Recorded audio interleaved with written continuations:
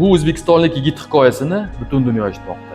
Bu yigit Suhrob Ubaydullayev, O'zbekiston Davlat jahon tillari universiteti talabasi. 2023-yil avgust oxiri u Rimdan Abu Dabiga, keyin esa Samarqandga uchish kerak edi. Lekin Wizz Air xodimlari uni aeroportda to'xtatishadi. Hech qanday sabab yo'q. Faqat shunday deyishadi. Boshqa aviakompaniyada uchun, aks holda sizni politsiyaga topshiramiz. Deport qilamiz, elchixonangiz ham sizga yordam bera olmaydi. Suhrob hayratda, hech kim unga hech narsani tushuntirmaydi.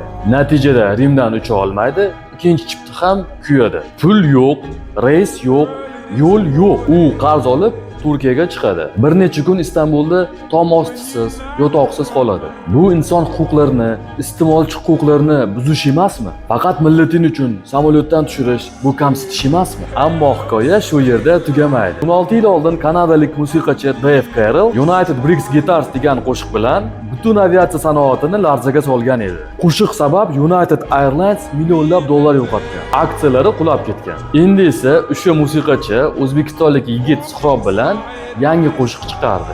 Don't fly business class degan. Bu shunchaki qo'shiq emas. Bu adolat, hurmat va inson qadr-qimmati uchun ovoz. Endi butun dunyo bir o'zbekistonlik yigitning hikoyasini eshitmoqda. United Airlines o'shanda millionlab dollar yo'qotgan edi. Endi esa savol bitta. Wizz Air bilan nima bo'lar ekan?